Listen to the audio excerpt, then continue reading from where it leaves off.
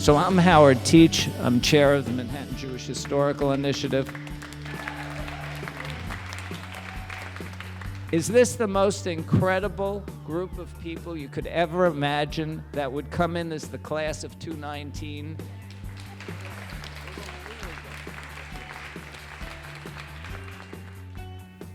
It's important in this time when we're hearing a lot of things that we haven't heard in a lifetime, that you recognize in freedom the wonderfulness of the Jewish community in America, what we've accomplished, the freedoms we have, and the amazing role that we're taking not only here but throughout the world. That's what this group is. And that's what we should be talking about and what we should be proud about. And why we're particularly thrilled to have this right now at this time. Because we want everybody to go out and say, I was at this amazing gathering with all the people from my Jewish community who are making such a difference in the world, and we're so proud, and tell them that. We don't have to be negative, we just have to be positive and proud.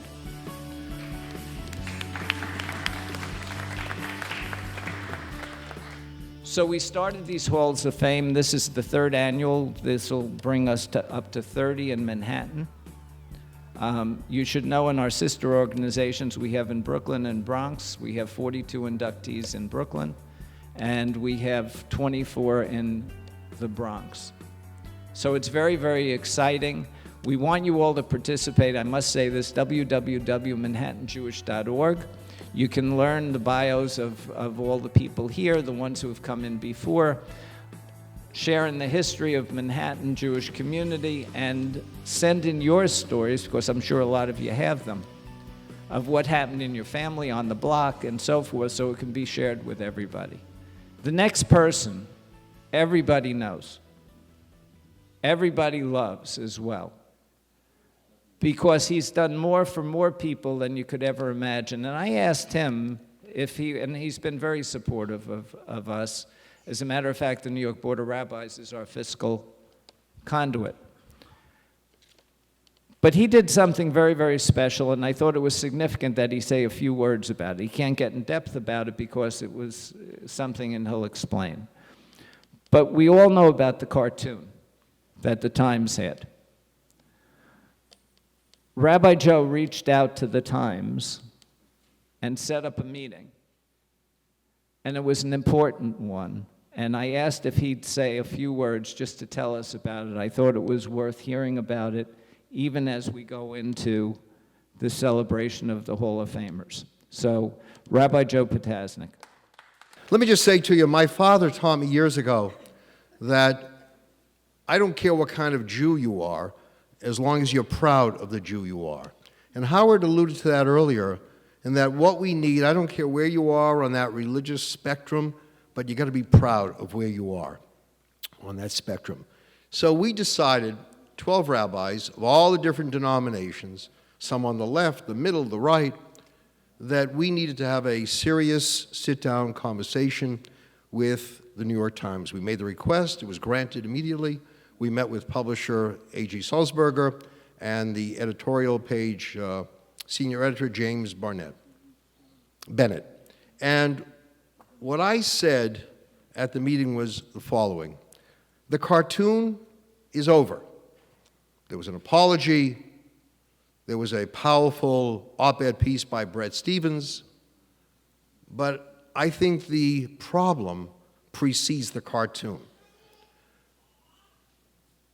I said the problem to me is in the reporting.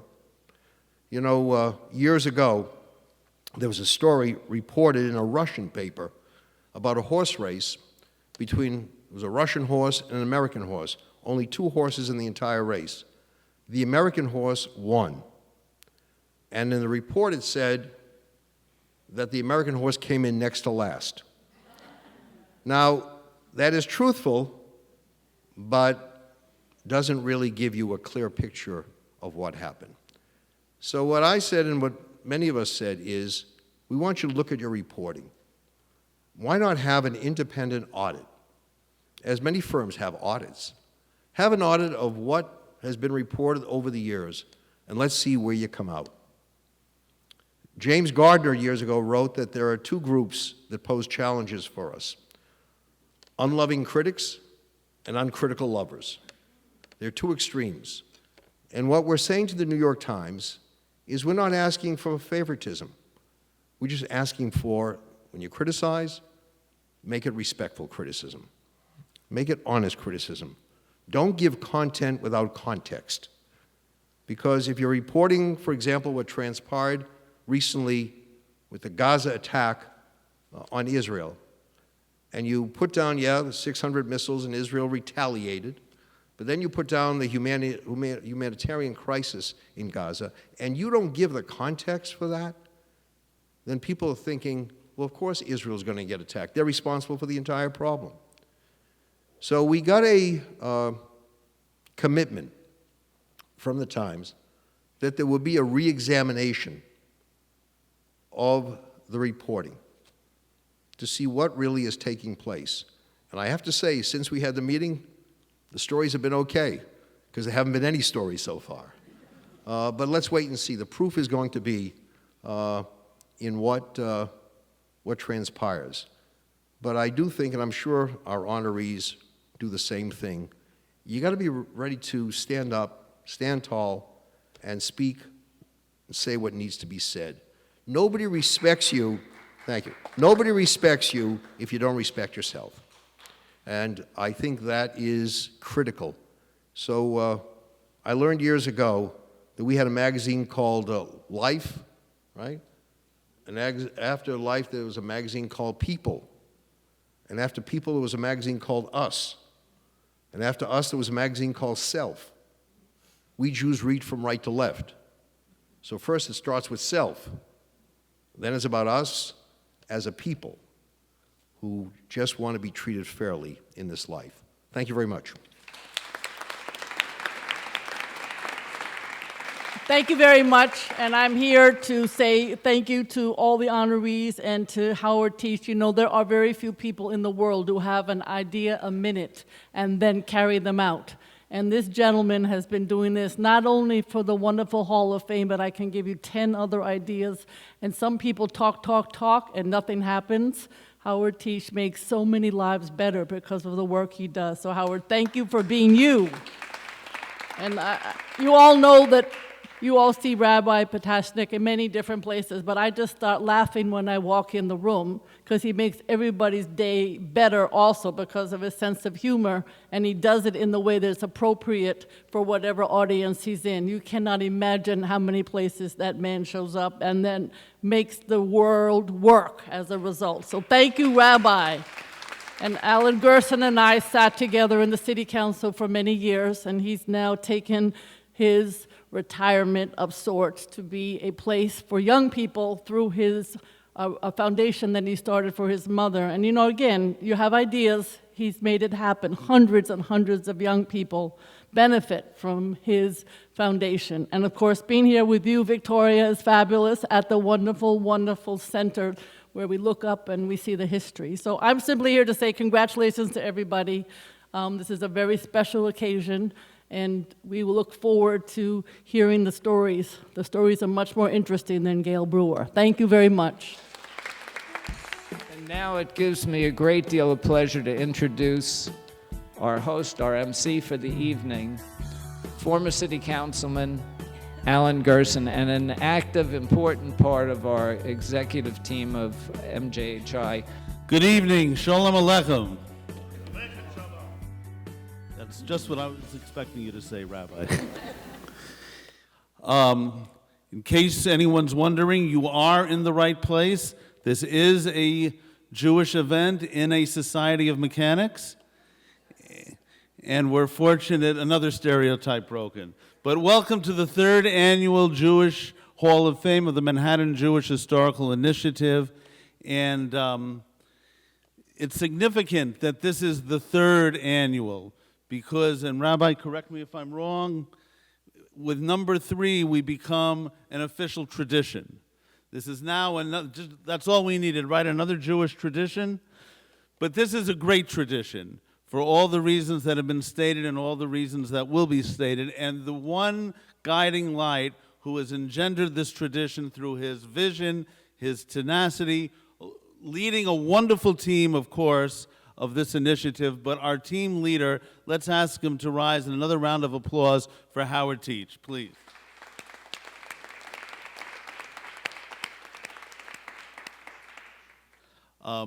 You know, when I ran for city council the first time, people would ask me my qualifications, and my answer was, well, you know, I had been president of a synagogue for a good number of years, and if I could survive as president of a shul for any number of years, the city council should be a piece of cake. There's a lot of truth to that, and we'll talk more about that in the synagogue as the evening goes on. But I got to ask you to bear with me, please, just throughout this night, because I'm very nervous. You know, I've spoken in front of mayors and governors, even a president, but tonight I'm asked to MC in front of the two greatest MCs ever in the history of the world, right? The great Joel Gray and the great Rabbi Potasnik. So bear with me. Our first honoree is someone who has fought the fight for human rights throughout the world, an incredible lawyer, speaking as a fellow member of that profession, an incredible lawyer, and she has literally applied the law and her own legal brilliance to improve human rights for all people. And I want to single out and mention the work she has done on behalf of children, in addition to all of her other great accomplishments. You know, we are taught that by one of our prophets that and a child shall lead them. Another prophet, my mother, has always said that the key to a great society in the future was started with our children. Brooke Goldstein has recognized that. She has fought against children's rights abuses, and she has in particular fought against the use of children as human shields, and God forbid, heaven help us, as suicide bombers. And this is just one part of her incredible dedication to the cause of humanity through her work as an attorney on behalf of human rights. So it's my honor, yes, please, to call upon the brilliant barrister Brooke Goldstein, who will be joined by our great rabbinic authority, Rabbi Potasnik, again in conversation. There are people here who may not know the particulars of the Lawfare project. Could you just give some of the highlights of the work you do? Yes, but I have to thank my parents for coming, and my husband, and my children, and my family, and for being so supportive, and obviously everyone here in the committee for giving me this honor. I'm so humbled to be here. Well, time's up. Thank you so much. All right, so in a nutshell, the Lawfare project started really because after I produced my film, where at great personal risk I filmed leaders of Islamist terrorist organizations recruiting innocent Muslim children towards violence, and I traveled the world talking about the threat of Islamist terrorism and theologically motivated violence. People around me started getting sued. Everybody who was talking publicly about the threat of radical Islam started getting sued, started being called an Islamophobe. And I researched into all the legal funds that are in this country, the Council on American Islamic Relations, the Muslim Legal Fund for America, ACLU, Southern Poverty Law Center. I saw all the human rights violations that were happening and civil rights violations against Jews around the world. And I said, I want to work for the Jewish Legal Fund. You know, where is it? And I met with a mentor, Malcolm Hoenlein, a wonderful leader of the community, and he said to me, there is none, you do it, and subletted me a cubicle in his office, and we started the first ever pro-Israel litigation fund, and we have grown to over 350 lawyers, 33 major law firms. We have filed over 76 legal actions in 16 different jurisdictions around the world to uphold the basic civil rights of the Jewish community. And the underlying, thank you, the underlying motivation is that we have to respect ourselves. If we don't stand up for our basic civil rights, nobody will. The truth and the law is on our side, so we have to advocate for ourselves in courts of law around the world. Let's talk about the the college campus, because that has become a minefield, a battlefield, and I know you've taken on some major advocacy there on behalf of Jewish students. But let's talk about the crisis on campus. I was reading an article recently where the author said maybe Jewish kids today should consider going to a Christian university. It may be safer for them there in terms of retaining their identity than on many of the secular campuses. Talk about the campus today. So what we are seeing right now on the campus space is an alarming rise of unlawful discrimination against students because of their Jewish heritage or their Zionist cultural ethnic identity. And we just actually had a monumental groundbreaking settlement with San Francisco State University, where CSU, the California State University system, agreed to recognize the rights of Jewish students to equal protection, but also recognize that Zionism is an essential part of the Jewish identity, the ethnic, cultural, religious identity. It is the national liberation movement of the Jewish people. We should be proud of it, and expressions of which are protected under state law and under, obviously, the student code. And that was a major victory. But what we're seeing now is Title VI violations, free speech violations, and the most important thing is to empower the students. And it's not their job to become plaintiffs in major litigation. It's their job to go to school and have fun.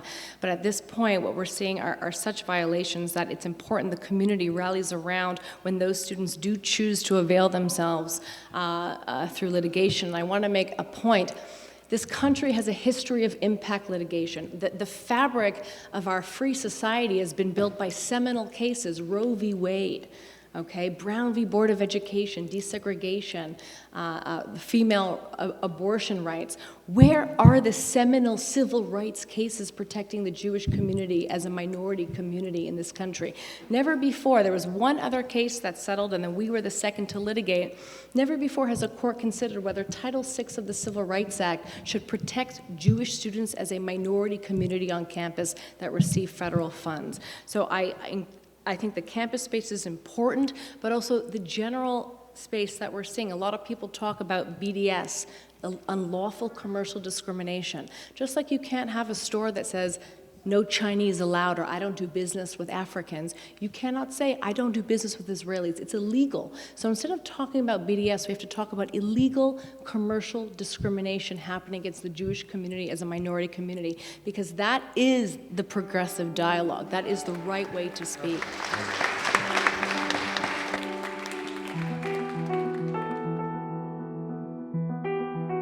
She's a renowned producer, founded Tribeca Film Festival, Tribeca Film Institute, and a Rosenthal.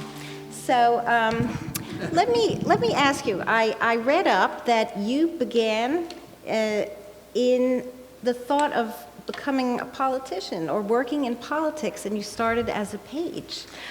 I started as a page in Providence, Rhode Island, when I was the first high school and the first woman page in the Rhode Island House of Representatives, and quickly discovered that the pages were making more than the representatives, and decided that I was always interested in storytelling, so I thought I would do documentary films. I was always interested in how you can make a difference in the world by the stories that you tell, and the stories that you can share, and thought I could get bigger than Rhode Island, which is still the smallest state in the country. Mm-hmm. So you decided to go on and do filmmaking to tell stories. Do you have a favorite film? It depends what group I'm in terms of movies I had the most fun working on, I'd say that Wag the Dog with Dustin Hoffman and Bob De Niro was probably one of the most fun films because it came together so quickly, and we made the film in 29 days, which in movie terms is very quick, and then all of a sudden people thought we knew something about Clinton Lewinsky and a bomb drop on Sudan, which we didn't. We thought we were making political satire, and but the term "wag the dog" has become in the lexicon And certainly if you watch that movie now, and there's a whole song about we guard the Canadian border, and if you listen to that, it sounds very much like the guy in the White House currently. But going back to my reason for doing this, it's I always I didn't come from a religious background. My parents sent me to a yeshiva in Providence, not because we were religious, but really so that we could know what we'd wanted to, rally against. So dismiss it with knowledge. And I tried to raise my two daughters in a home that was, well, we weren't religious. It was sitting around for Shabbat, even if Shabbat might be on Wednesday, because it was the only time I could get the whole family around a table. And that having that sense of family and community, and what it means to be a Jew and community. And it was interesting as I was talking to my daughter, my 20-year-old daughter, who's just back from school in Ohio, and telling her what I thought I might say. She said to me, "Yeah, Mom," and pardon me for quoting her specifically. She said, "Yeah, Mom, I thought all that Jewish that you were trying to push on me all those years, like, I didn't buy it." She said, "But then I was on this class trip, and I saved this, because I know you like to save things, Mom. I saved this. We were at the Carnegie Museum in Pittsburgh, Carnegie Museum of Art in Pittsburgh, on October 27th, which was 5 miles away, and there were gunshots. And I felt Jewish, Mommy. I felt Jewish." And so I'm doing this tonight because I'm proud to stand up and be a Jew. I also find that when I wear my grandmother's mezuzah, which I'm wearing, all of a sudden in today's world, in the Trump world, I'm feeling as if I'm wearing this because it's an act of defiance, and I don't like that. My grandmother was always very superstitious, so she also had a 4-leaf clover. Anyway, I think I answered the question. I think you did. There are lots of films about anti-Semitism and the Holocaust, and do you think there's a new attempt that can be made, either through film or art, to educate the many people in America who don't know a thing about the Holocaust? There are certainly a number of films. We did a film about Frank Lowy that was at the film festival. He's actually the founder of Westfield, and he was a Holocaust survivor. There are certainly a lot of films that have been made, and we need to continue to tell these stories. I think the proudest moment for me, not just talking about it as a filmmaker, and the stuff that we do at Tribeca to talk about diversity and all people's diversity and stories that are diverse and telling underserved population, but we cannot forget, and we have to ensure that our children are coming into our culture and our world. And I was really proud when my 20-year-old said, "See, Mom, it did rub off. I now understand." Thank you so much. Thank you. You all know that saying, location is important to real estate, is important to any business. I can tell you it's important to a synagogue. The shul where I was president was located directly in between the Chelsea Hotel and the OTB betting parlor. That was a perfect place. It attracted a lot of people every day of the week to come in and pray, and then depending on what they were praying for, they either went to the hotel or to the betting parlor. But that being said, our next honoree has enabled our community to transcend location. He has brought the power, he's had the vision and the wherewithal to bring the power of the media, of TV in particular, to unite our communities wherever we may be physically located, through his founding of the Russian Jewish television network and through the network which has been broadcasting, and tonight is broadcasting this event. But to talk more about this, it's my honor to call upon one of our great rabbis and visionaries, Rabbi Mark Golub, who will be joined by Howard Teich. This opportunity I treasured, to have you answering questions for me. Everybody, hope you know, JBS, Jewish Broadcasting Service, is on many systems throughout the country, including here in New York on Spectrum and on Optimum and on RCN, on DirecTV, and I had the privilege of interviewing this man, Howard Teich, who has done so much for the Jewish world. He deserves another round of applause. Yeah, tonight's about you. So here's the important thing. What you've done is visionary. It's one of the most important things for the Jewish community, that we actually have a video outlet to now practically the world in terms of what you're doing, and it's been expansive. How did you get this idea? It's a big one. It's a huge one. And it wasn't overnight, and it's not like you had $1 billion to start. You've grown it. You've managed to make something as significant as anybody could imagine, with everybody coming on your shows. It's a long story. I'll make it very, very short. I was at Columbia. I love media. I ended up at WMC Radio, and I've had this dream. The dream has been to use the power of the media, first radio and then television, to excite Jews about being Jewish, and to explain to the entire non-Jewish world that cares about Israel and wants to know more about their Jewish roots. I wanted there to be a place in American media. And so it was just a dream of mine. I never thought I'd be able to get it done. I got it done with the help of extraordinary people such as you and Brooke Goldstein, who does a show on JBS, and she's as brilliant there as she was here. And it was because I had this dream. It was a quixotic dream, and it came true. And now the most important thing about JBS is there is a Jewish presence, Howard, on American television. And it has created a sense of community for Jews all over the country, many of who do not live in major urban centers where there is a strong Jewish cultural life. And it gives Jews a sense of, as you and as Brooke and as Rabbi Potasnik mentioned, that he's also on JBS all the time. It gives Jews a sense of pride to have a Jewish channel on America, a mainstream channel, just like any other channel, looks the same, feels the same, and is just a little bit better than most Jewish channels. So most people have seen something on there, and they can actually go on the website and go on demand if they want.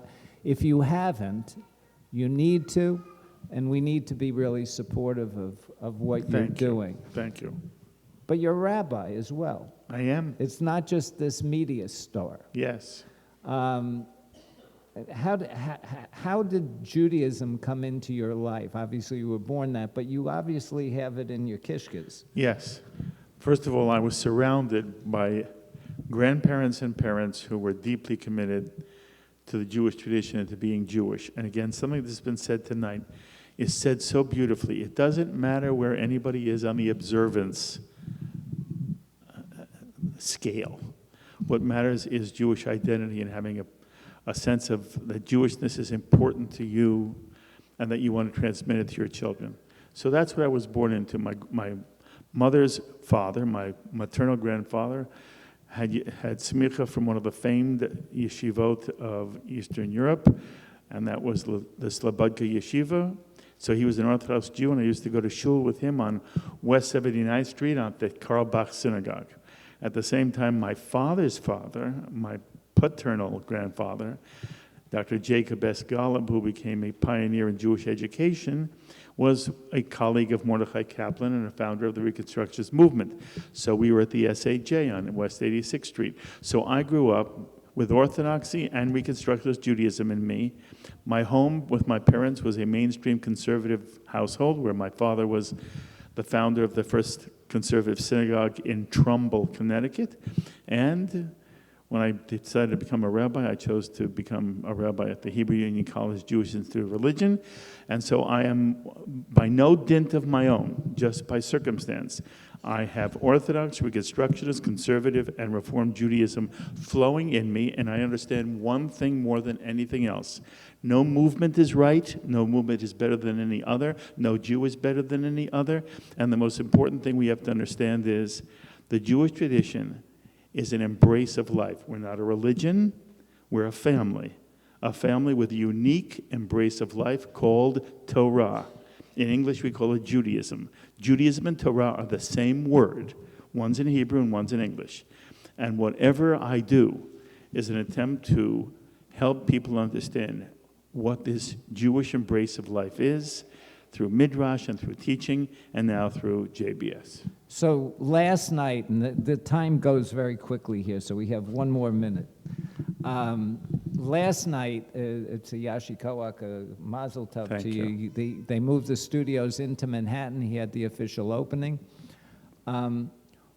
What has it meant to you to be able to get some of the genius of the Jewish community in one place, particularly in your living room, essentially? Because that's what it's like to be interviewed by him. You feel like you're sitting in a living room, and all of a sudden you're saying things you never dreamed you'd say on air. What's it like for you to have that as something that's so much a part of your life? Okay, and you say it so beautifully. You know, it's an enormous kick for me to be able to host JBS. That's all I am. The real strength of this channel is the people who I have the opportunity to sit with or present through the lectures or the panels or the symposiums or the conferences they do. It is all about the people, Howard. I am in awe. I sit with the most brilliant, most committed, most involved men and women who are helping to shape Jewish life. And so for me, you have put your finger on what has been the most exhilarating aspect, the most rewarding aspect of doing the first serious Jewish channel in the world in the English language. And you are among them, and Brooke is among them, and Rabbi Potasnik is among them. We have Lilith magazine represented on this stage. You have people here who are exceptional, and what they're doing is using their exceptionalism to enhance Jewish life, and the fact that I can sit with them and bring them to the public is the biggest thrill of all. And you're exceptional, and we're thrilled you're now part of the Manhattan Jewish Hall of Fame. You know, in Israel, we made the Negev bloom. In Manhattan, Daniel Biederman made Bryant Park bloom. As a kid growing up in the city in the late 60s, the 70s, the early 80s, never in my wildest imagination would I have imagined a merry-go-round, an ice skating rink, a lawn for people to relax and enjoy themselves, really in the middle of Manhattan, in a place that we once would go out of our way to avoid. So you truly have transcended a condition to make it better for all of us. Dan Biederman, like me, has been doing work in our city for a very long time, since the 1980s. He was one who started the Bryant Park Corporation, as Alan indicated. It was a park that was in deep neglect. The 34th Street Partnership, which again has had an amazing set of successes, and also the Grand Central Partnership, which he no longer runs, but he's really known as the business development person for all the bids. Look to Dan Biederman.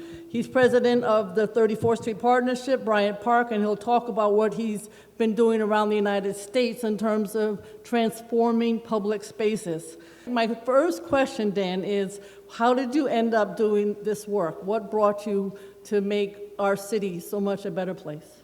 Good question. Thank you, Gail. My wife and daughter are right over there, and my wife persuaded me to take the job that was offered to me by David Rockefeller's people. Mrs. Astor was accosted by a drug seller looking like Mrs. Astor, going into the New York Public Library, and to make sure she understood that this was drug seller's turf, they started offering her marijuana in the fall of 1979. So she yelled at David Rockefeller at the meeting she was attending, saying Bryant Park had to be fixed. And I was the 25-year-old who got hired for it. I wasn't sure this was going to be a good job, but my wife said, anybody who does anything that's good for the Rockefellers probably is going to have some kind of career, so you should do that. So it was accidental that it started, and it was very rough at the beginning. And most of the West Side elected officials were supportive. Dick Gottfried, we had a few disagreements with. Always. Yes. It continues, Dan. We feel the same way about the marijuana initiative. I've been banging on him. Don't legalize marijuana, Dick. This will be very bad for public spaces. I haven't bothered Gail about it because she's not the one who'll decide. But it's been a long road. And you went to Harvard undergraduate? Graduate. Gail's an underdog because New York, as you know, is run by St. John's and Fordham. So she somehow has made it despite that. But we have a very good support, and it's nice to be honored as a Jew. My kind of recognition of my Jewishness is all over the place, some silly stuff. I'm a baseball fan, and I pay a lot of attention to the Jewish players in the major leagues. If you all don't know this, Jews are overrepresented in Major League Baseball now. There are a higher percentage of Jews playing in Major League Baseball than percentage of Jews in the American public. And I'll point out to Susan, when there's a Jewish pitcher and a Jewish hitter going against each other, I say, Susie, watch this. The Jews are dominating this little interaction. But aside from that, her father used to take great pride in any Jews who had made it, starting from humble roots. And he would remind us if there was somebody we were talking about who was Jewish, he'd say, he's a Yidel, you know. I always remember that when we talk about the strivers who get somewhere. Well, you're also repairing the world in terms of your Tikkun Olam is also part of what you're doing, I would say, in terms of tradition.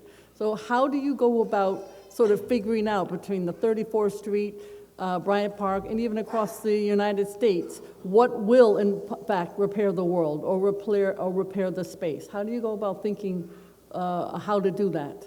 Well, most of the spaces we work in, the aim is to say to the local people with a stake in that area, don't bang on government and say that government has to put more money forward. There are other ways to bring money and resources to these spaces. We have great parks in Dallas and Houston and Green Bay, Wisconsin, I was just at, and Greensboro. And it's a more kind of resourceful pitch to the local real estate owners who've been terrific with regard to Bryant Park, and many of them Jewish. And it's a creative way of bringing life to spaces backed up by resources beyond what government can do, because there are 87 people who are telling Gail to spend, the resources she has on things that are very much in need. I'm just at the beginning of the movement. I wish I was younger so I could see how it all ends out. I think you've done a great job. You have definitely repaired the world, Dan Biederman. Thank you very much. Thank you. Our next inductee continues probably the greatest of Jewish traditions, and that is the recording and transmission from generation to generation of sacred memory. She does it so well with the most heart-wrenching and difficult of our collective memory in her work as the leader, the builder, the creator of the 9/11 Museum. It was an honor to support your work at the beginning, and it's an honor to welcome you, very well deserved, to this Jewish Hall of Fame. Alice, you're internationally recognized as a leader in the field of museum practice with expertise in history, ethnic heritage, and memorial museums. So I'm curious, is there something specific in your life that sparked an interest in that field? It's such an interesting question, Lori, because I never imagined a museum career.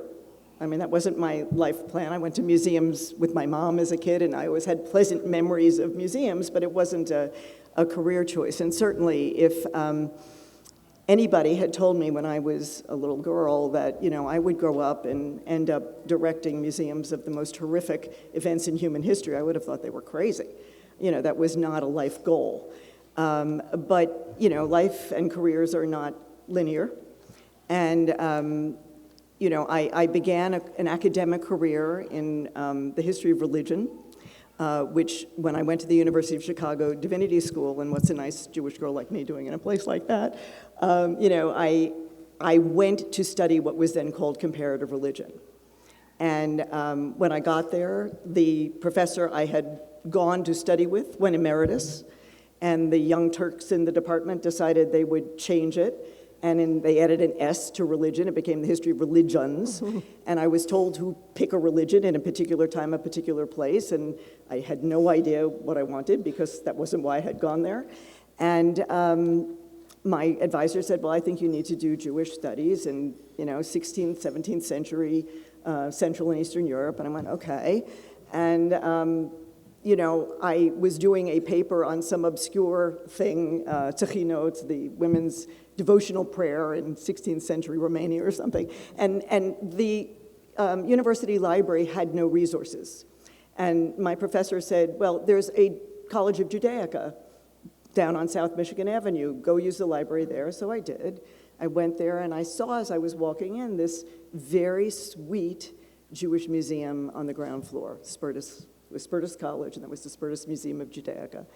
And I went up to the library, I did my research, and on the way down, I, you know, in a moment of whatever, I pushed the elevator where it said museum offices, went in. This would not happen today, I can assure you. Looked for the director's office, found it, knocked on the door, poked my head in and said, do you need a researcher this summer?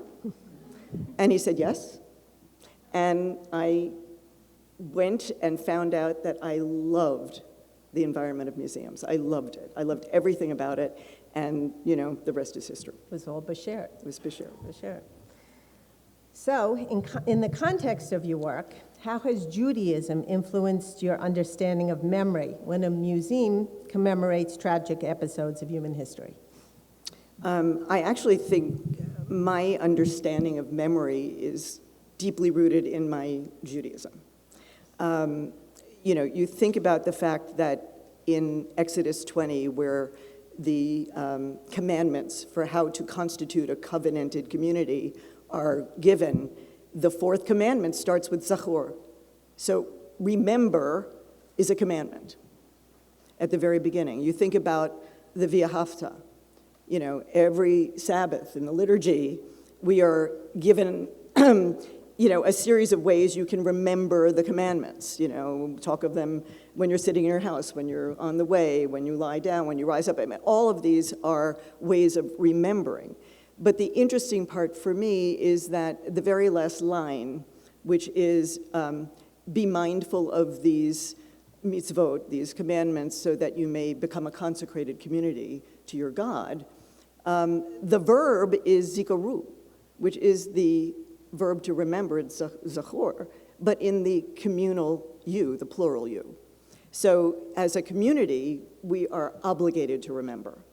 And I could go on and on, Passover, Seder, but I think the most important part of my Jewish understanding of memory is that we don't remember and we don't repeat the story just to remember.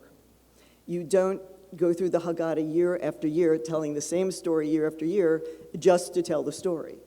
It is a ritual of remembering intended to teach the youngest members of the tribe, your children, what it means to be a good human being. So each of us is obligated to feel as if we came out of Egypt. Each of us is obligated to treat the stranger with compassion because we were strangers in Egypt. So we must remember our own experience, whether we lived it or not, in order to know how to be human beings. Unfortunately, we're getting the time signal, but thank you for all that you do. We appreciate it. And thank you.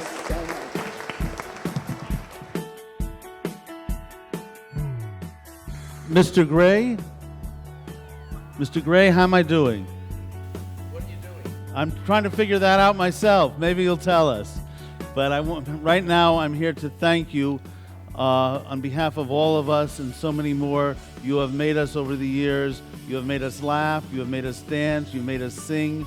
You made us cry. You made us think. And you deepened our appreciation and our understanding of life. and therefore it's appropriate that, as Rabbi Golub spoke earlier about the meaning of Judaism and our commitment to life, it's appropriate that we more than welcome you to the Hall of Fame and ask Rabbi Mark Golub to converse with you. Please join me in welcoming Joel Gray, the great Joel Gray. Born Joel David Katz. That's how I was born. And to a lovely mother and father. Your father, by the way, Mickey, was in the show business, correct? My father was a great comedian by the name of Mickey Katz, and he was a great musician, a klezmer clarinetist, and I always thought he was like from another world, magical, because we were all in Cleveland trying to be Americans. And he held on to his sense of being a Jew in the most wonderful ways. And hearing his klezmer clarinet in my home just absolutely supported me throughout my life. And actually, I think in a way led to my ability to tell the story in Fiddler on the Roof. Mm-hmm. And there was music, and for some reason, he was the only one in my family who spoke Yiddish. His family did. My mother's family did not. And I found myself, when I was 9 years old, I wanted to be an actor. And I found myself in a completely Gentile atmosphere, the Cleveland Playhouse, which gave me the idea that I could act and tell a story. But I was in this very, very unique and different area that anybody in my family had ever been in. And I was accepted and loved and treated like even though I was 9, I was treated like an adult if I did my job. So I came to love acting, and I never knew exactly what it was I was going to do, but when I was about 15, I wanted to be on the stage, and there was no work. I was a failure at 15. And my dad did a show, a Yiddish variety show called Borscht was not people skating on borscht. It was a variety show, and I said, could I be in this show? He said, well, you don't speak Yiddish. I said, I don't. That's true. He said, but maybe you could learn something. So I learned a song called Romania, Romania. That was really difficult. Yes. But I did it. But in order to be in his show, he had to write me a song to come out on stage.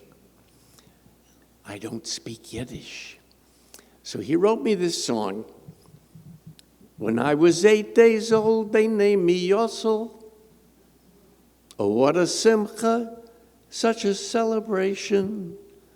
Oh, my mishpacha drank a toast, l'chaim, while I was suffering a minor operation. That's what he wrote. And later on, I went to kindergarten. I said, teacher, Yossel is my name. She said, the name of Yossel sounds like a schlemossel. From Yossel, my name became Joel Gray. And that is probably, that experience when I was 15 or 16 years old gave me the feeling that somewhere in my life I would do something with Yiddishkeit. And when Zalman Malotek called me last year, He said, would you like to direct or play Tevye in Fiddler on the Roof in Yiddish? I said, you just heard what I know in Yiddish. I said, I don't speak it, and I don't understand it. But let me call you in the morning. And I went to bed that night, and I said, I don't know what to do or how to do it, but I know I'm supposed to. Mm-hmm. And it was the joy of my life, and we're so grateful that people seem to connect to it, Jews and non-Jews, so I'm a lucky guy. So, Joel, you've won a Tony, you've won an Emmy, you've won a Golden Globe, now you've won... What's the matter with Oscar? And an Oscar, exactly right.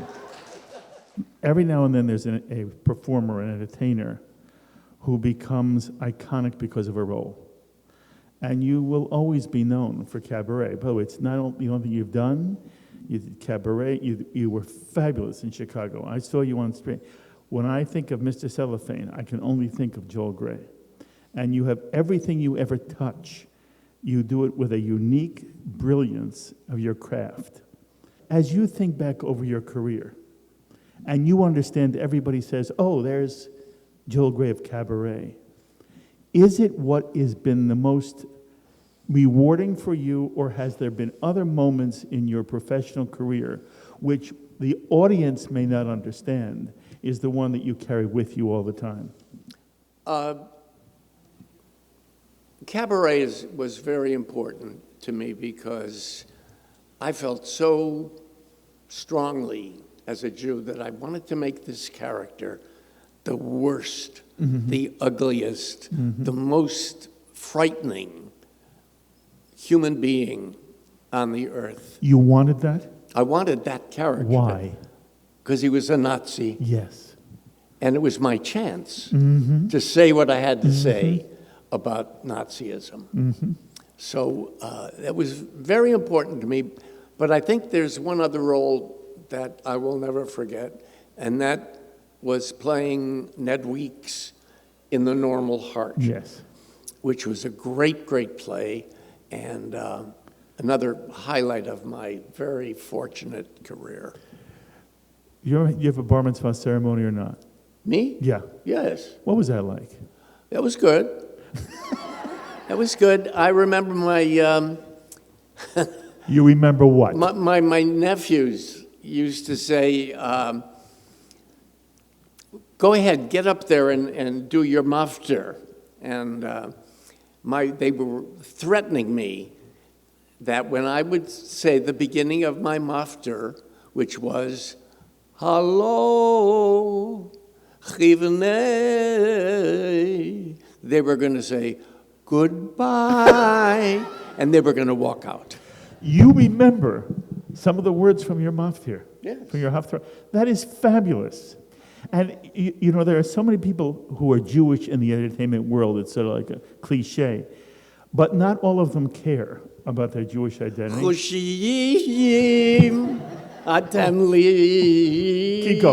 Keep going. I'm asking you seriously. Was it ever a problem for you to be identified as a Jewish performer? Oh, absolutely. For most Jewish performers, there was a long time prejudice, and that's why people changed their names and their features and their whole attitude toward life, is because it was a limitation once. It no longer is, but I remember feeling anti-Semitism intensely throughout my life. And that's another reason that I was so excited to do Fiddler on the Roof. You have been a gift to us, Joel. Thank you. Thank you very much. Mazel tov to you. Thank you. Very nice. Our next honoree has devoted his life's work to solving the greatest mystery of my life, and that is what is going on in my brain. So you have won a few awards in your life. You won the Nobel Prize in Physiology and Medicine in 2000. A few years ago, after Elie Wiesel read your book, In Search of Memory, he said, "This is an extraordinary book by one of the greatest scientists of the mind alive." And just a few weeks ago, of your most recent book, the Washington Post said, in regard to you, that you are the greatest neuroscientist of our time. Those are humbling words for me to read. And I want to ask you a few questions. You have spent over 50 years studying the mind, the brain, memory, words that for most of us seem almost too vague to get a handle on. Most of the people in this audience will go home tonight, and tomorrow they'll have a memory of this event.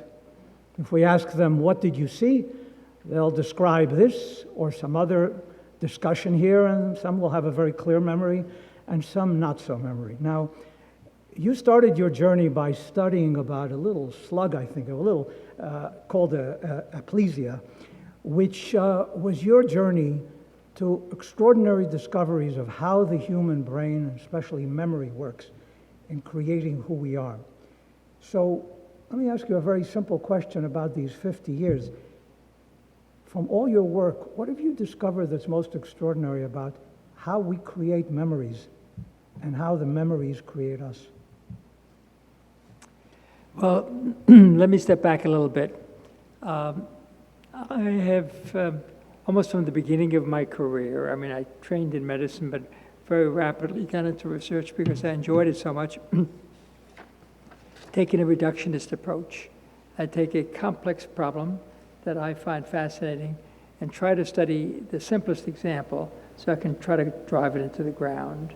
And I did this with learning and memory. I took a very simple reflex in a very simple animal, and I modified that reflex with learning, and I looked to see what happens, and I saw that the way nerve cells connect with one another, they're called synapses, are altered by experience.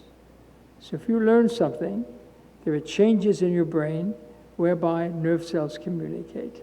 If you forget something, those connections become weaker. And I was able to elaborate that in a number of different ways that really opened up the biological study of learning and memory in the brain.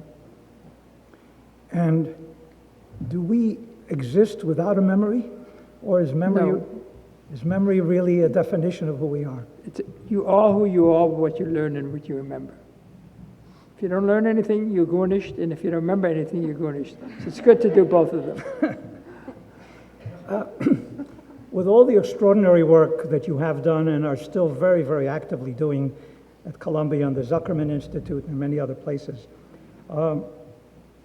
what percent do you think of what there is to know about the brain do we know today? A very small percentage. You have to remember the brain is the most complex organ in the universe. We understand the brain of simple animals to some degree. Even there, the understanding is not complete. But the human brain, we're very far from understanding. We have regional breakdowns. We know that certain areas are involved in memory, other areas are involved in perception, visual perception, olfactory perception. So we have a breakdown what different areas do.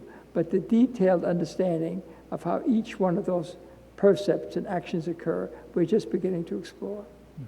In the next, say, 20 years, what do you think will be some of the more exciting areas that neuroscientists will be exploring? I think there are many interesting areas. We really don't have a very good understanding of some of the major psychiatric illnesses, schizophrenia, depression, to find out exactly where they're localized in the brain, what are the anatomical changes associated with them. We might be in a position, if we could really focus in on those areas, evaluate different treatments to see which treatment is most effective in modulating the prefrontal cortex or the occipital cortex or the parietal cortex, to see which treatment is appropriate for which disorder. When you accepted the Nobel Prize, and I read your talk earlier today, one of the things you said, and perhaps it relates to what you were just saying, is that the biological study of the mind is more than a scientific inquiry of great promise. It is also an important humanistic behavior. I love that. This is absolutely true, and this is one of the reasons I like the problem so much. I've always liked the bridge between humanism and science. Many people think that science is a cold-hearted, brutal discipline, very rigorous, focused, and they don't realize the problems people tackle have really important human elements to them. And people do it because they want to understand human behavior and the human mind to a significant degree. So I focused in on that part to a very great degree. I'd like to ask you two questions about your Jewish background. You were, and your family were refugees from the Nazis who came to the United States in 1939. Your grandfather in Brooklyn educated you enough so that you were accepted to the Yeshiva of Flatbush, also my alma mater. And you studied there for a number of years, traditional Jewish texts and Hebrew. What effect did that have on your path and your identity? Well, very profound. I mean, I was a Jew before that. I was very comfortable with it. And my grandfather, who was the one that helped me get into the Yeshiva of Flatbush, was a very Orthodox Jew and a wonderful man. But I think the Yeshiva of Flatbush deepened my understanding of Judaism. Obviously, by the time I finished my 4 years at the Yeshiva of Flatbush, I could speak Hebrew almost as well as I could speak English. I was learning them at the same time. The last question. When you received the Nobel Prize, Austria was suddenly very proud of you. And they all talked about the Austrian Nobel Prize that had just been awarded. You were quoted as saying that this was certainly not an Austrian Nobel, it was a Jewish American Nobel. And the president of Austria... You see, that's my greatest strength, chutzpah. And at that time, the president of Austria called you and asked basically, how can we make it right? One of the most extraordinary stories that I have read. And you told him what Austria had to do to make it right. Could you tell us what you told him and what Austria has then done in subsequent years? There was a very famous boulevard in Vienna called Luegerplatz. And Lueger was one of the most anti-Semitic mayors in Vienna, and he really taught Hitler how to go about developing a systematic anti-Semitic approach. So to have a major, the university actually was sitting on this. And I said, this is impossible. You've got to change that name and call it University Ring rather than Lueger Ring. And they did that. And I think you all... Chutzpah. And I think that is how to speak to a president of a country when he calls you and wants to know how to make it right. Thank you. Thank you.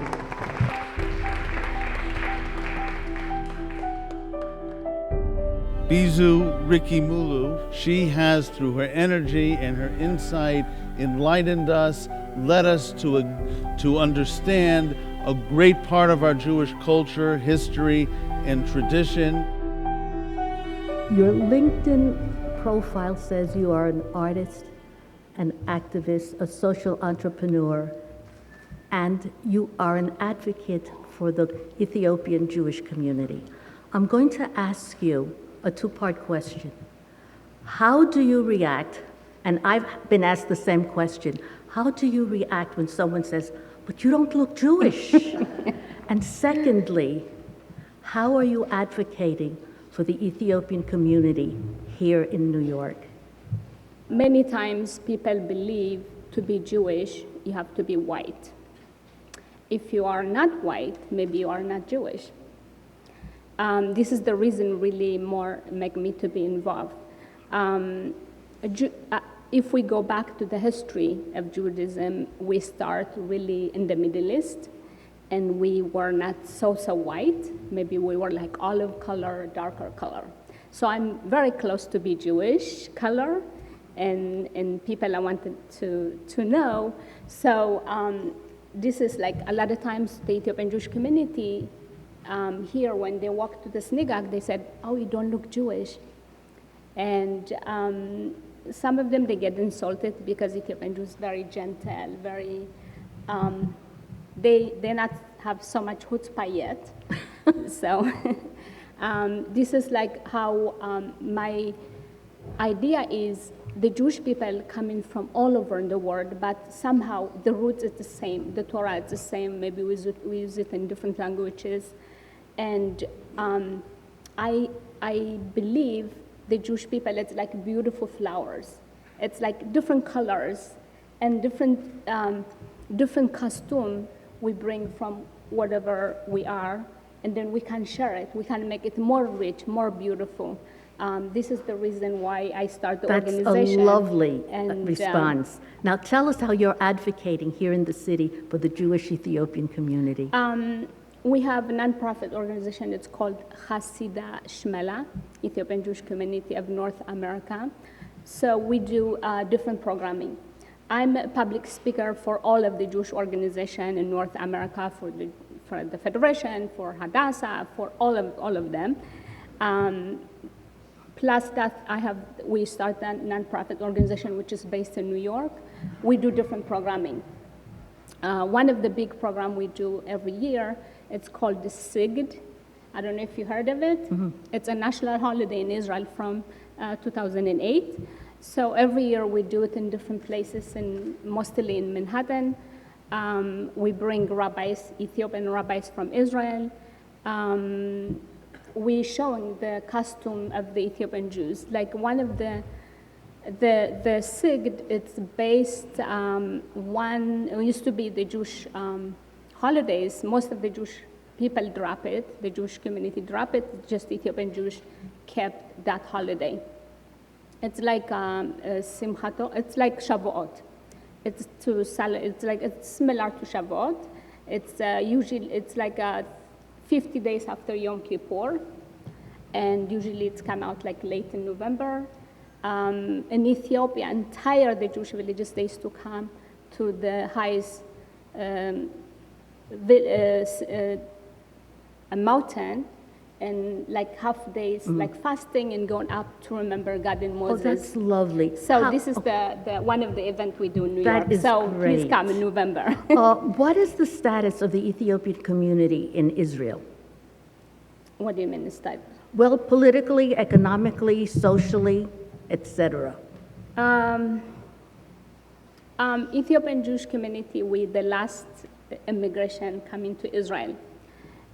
Ethiopian Jewish community, I think when I'm thinking and seeing one of the Zionist Jews really coming to Israel, willing to walk to Sudan, to die, to get just to get to Israel, just to get to see Jerusalem. This is really beyond. In Ethiopia and Israel, it's very close. It's like 4.5 hours. It's not far. But Israel is one of the high-tech in 21st century. Ethiopia is still in the 14th century. So we come with so much love, so much Zionism, but we're not coming with a lot of education. We're not coming with a lot of money. So Ethiopian Jews, we have so much to catch up to. Is there much discrimination in Israel against the community? It's a lot of problems. I don't know if Ethiopian Jews, we come with a lot of money, with a lot of education, we will be the same.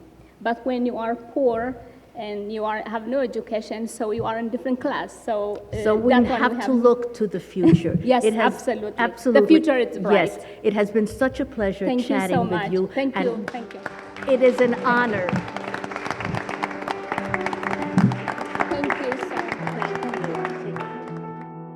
A hallmark of the American Jewish civilization has been our commitment to the struggle and the fight for equality for all, and that includes equality between men and women.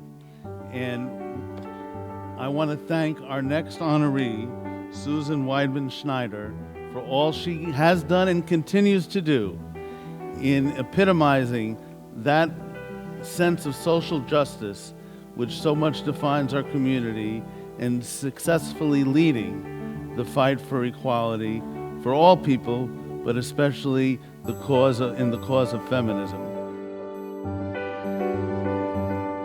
You've been making an impact as editor-in-chief of the well-known independent Lilith since 1976 at its beginnings.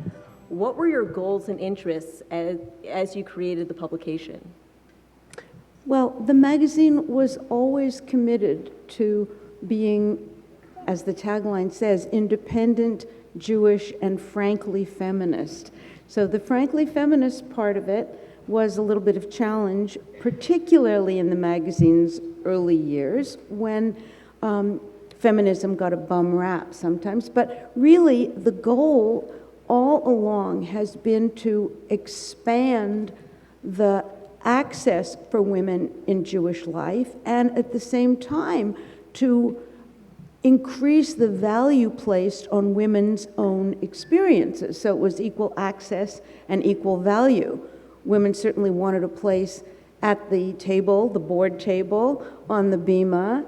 In rabbinical school, when Lilith started, there were almost no women rabbis. Sally Present had just been ordained in the Reform movement.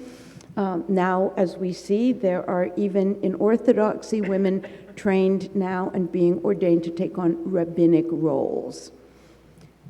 So this wonderful expansiveness in Jewish life, where women are taking on more roles, has also opened the door for Jewish men. I mean, it's hardly that, not to think of the world entirely in binary terms, but that this is not a movement exclusively for equality for women, but to encourage participation of all sorts for all Jews. And we've often laughed and said that the etiquette that Lilith magazine has brought to Jewish life is that women opened the doors for men. And I think that that has certainly been true, where as we've worked for a more woman-friendly Judaism, we see that just as women want more and different roles in Jewish life, religiously and in our homes and so on, men want it too. So I think it has been a win-win situation. And that's not to say that it has been easy, because uncovering some of those challenging stories has, come at some price. We've had courageous reporters looking at rabbinic sexual misconduct, looking at violence in Jewish homes, looking at a number of stories that for years it was hoped by some would never be made public. We now have a story in the works looking at addiction and the Jewish women who are caught in addiction. So much work still to be done. So I was wondering, did your upbringing guide you into beginning Lilith or give you some sort of idea to run with? Unlike many of you here, I did not grow up in New York. I grew up in Winnipeg in Canada in a very active Jewish community, and grew up in a home where my mother did speak Yiddish. My father did not. My mother did. And I was very much drawn to aspects of Jewish life. But I think one of the formative experiences was that I was an active member of a junior congregation in a conservative synagogue run by two Israeli guys, progressive educators, and girls had equal roles with boys. So that I led services. There was no gender differentiation there, except of course for the bar and bat mitzvah parties, but that was a different matter. And so I think that where I didn't feel particularly trammeled as a kid for being a girl, not in my family and not in Jewish life. That said, one of the things that I must say was striking about being in New York, where I've spent most of my adult life, is the diversity of the Jewish community. That there are secular Jews and religious Jews, which there were in Winnipeg too. Winnipeg was described as a hotbed of many things, including that there were Jews who didn't believe in marriage, there were socialist Jews, there were religious Jews, but I knew no Mizrahi Jews, and growing up, I didn't know any Holocaust survivors. Winnipeg then did not have a big survivor community.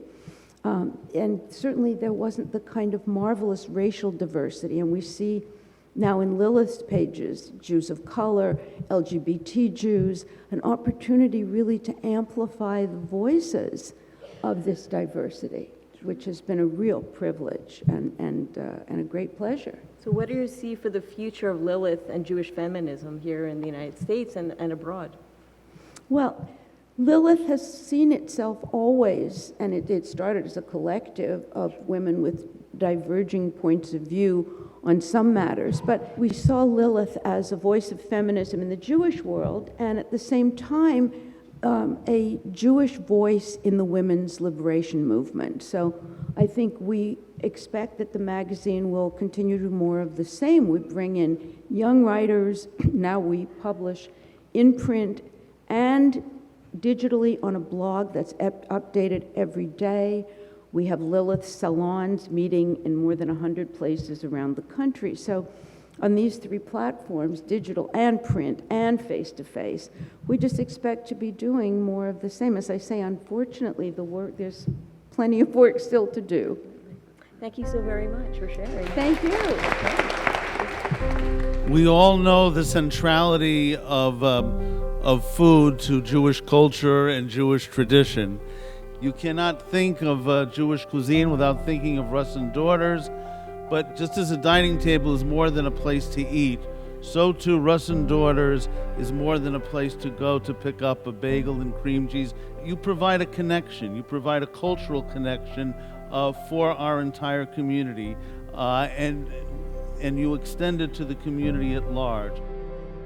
Both of you had other careers, and so I wonder if you could talk a little bit about how you found your way into appetizing. We have pretty different paths.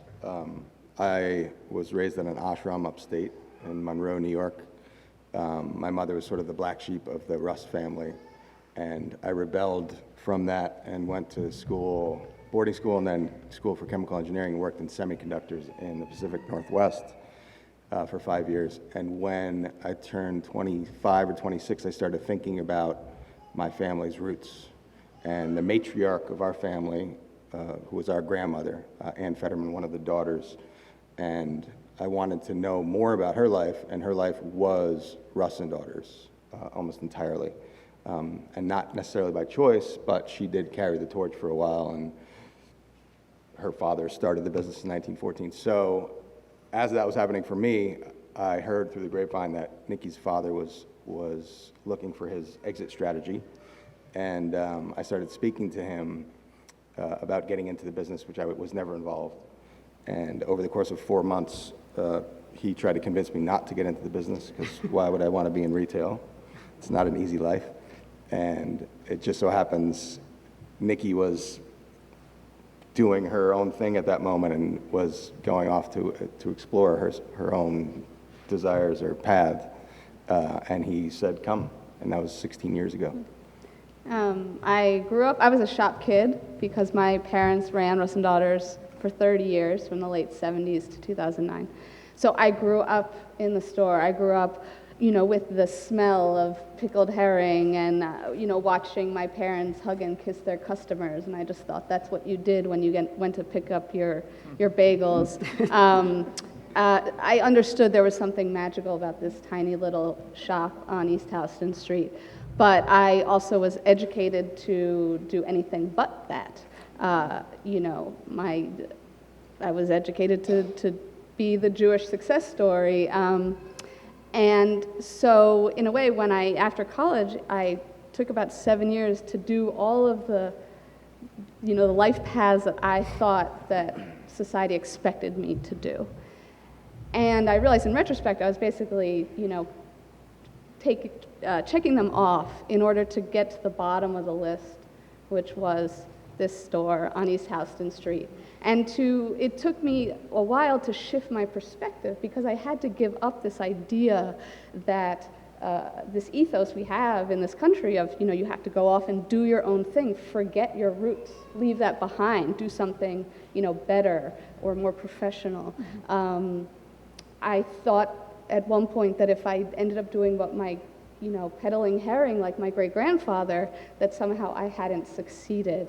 And so it took a while to turn that around and actually realize that this was not an obligation, this was not a failure, but continuing this yichus, this lineage, was in fact a beautiful gift, and it was an opportunity. And the opportunity was to maintain and hold a space for us collectively to identify as Jews, as New Yorkers, to keep a physical space in New York, in a city where everything changes and, you know, a building goes up, it goes down, we don't remember what was there. And food is one of these, just the most powerful vehicles I think we have for remembering who we are and where we come from. Memory. So after all that, after a lot of thinking, I came back and Josh and I teamed up because we realized that we had a double obligation, which is to maintain this tradition, but also keep it moving forward. You know, we couldn't just, Russ and Daughters couldn't just be a stagnant thing. It's living, you know, it's not history, it's living history. And we had to move it forward so that, you know, hopefully it will be around for another 4 generations. Thank you. I think going along those lines, I think many, you know, people would absolutely agree that Russ and Daughters is a beloved chapter in the history of the Jewish community here, of New York, which I think also has kind of like a biblical narrative. You know, Joel begat Hattie and Ida and Ann, who begat Mark, who worked alongside Maria, who begat Nikki and Russ, a herring and mushroom barrel in Pushcart on Orchard Street became a store opening at 179 East Houston in 1920, which begat, many years later, the Café on Orchard Street, the restaurant, the Jewish Museum, and this amazing new space at the Brooklyn Naval Yard. You're talking, expanding on what you were just talking about, Nikki, how do you guys actually balance, though, like this thriving and this growing, while also still being that place that people find is the quintessential plate or platter of food that they need to celebrate all their different life cycles or just a Saturday, you know, with their family? How do you balance that? Well, as Nikki was just saying, when we came to own Russ and Daughters in 2010, we were of the same mind that we wanted to grow the business. The office in the back of the store is really small. We needed more space, one reason.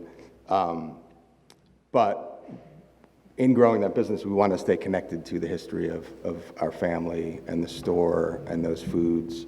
So in any of these expansions, we really focus on the soul of Russ and Daughters, which is really that store and that experience when you walk in and that smell of the herring and the smoked salmon and the bagels and all those things mixing together. So in any of this growth that we do, where we are behind closed doors discussing like the minutia, couldn't believe the arguments and conversations we have about like little design things or like the service type and then we always try to refocus back on what the store is and what the store means to people and how we can translate that to a new location.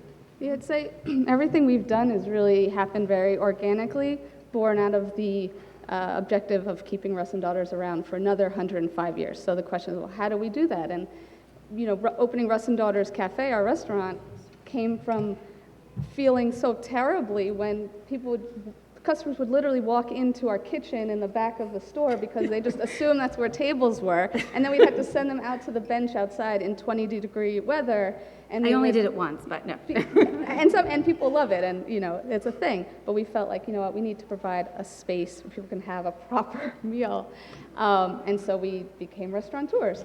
And then we, you know, saw the sort of sad demise of what a real New York bagel has become, and the Bialys are basically essentially no more. And we thought, well, now we're going to have to become bakers, you know, because we have to open our own bakery to preserve the continuity of our food tradition and our taste memories. And, you know, same thing with the Jewish Museum, to have a kosher location where we can expand the tent of who's coming is very special to us. And most recently, to have the space that we do, I hope you can all come to the Brooklyn Navy Yard. You know, we've gone from like the shtetl tenement space to a large space where we don't have to turn people away for their Yom Kippur order when they're calling a week in advance. And previously we'd have to say, I'm sorry, we're booked, because we literally don't have space in our refrigerator for you, and now to have the space to, grow and send Russ and daughters all over the country. And to be for another 100 years. Absolutely, yeah. So that's always in, guiding everything we've done. It's amazing. I'm getting this signal, but I have one more question to ask.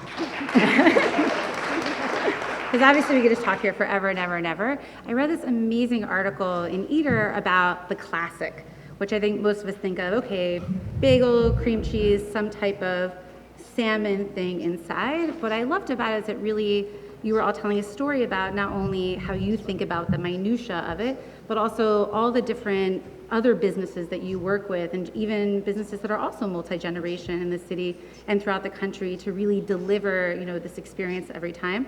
But so I'm wondering though, how do you each take the classic? The classic for me is a pumpernickel bagel with plain cream cheese and wild Western Nova. Simple. The classic for me is whatever bagel or bialy that is coming right out of the oven at our bakery. And I'm a scallion cream cheese girl, and then honestly I'll look in the showcase and I'll pick, I feel like an Altacaca saying this, I'll pick a nice piece of fish and hand slice. So we are still preserving that craft of hand slicing all of our smoked salmon, making bagels, taking 2 days to make bagels, using cream cheese that doesn't have the gums and preservatives that you would find on the supermarket shelf. And so I think all of these things together give you that platonic form of the classic bagel knots. Thank you so much for your time. Thank you for responding. And thank you for all being here.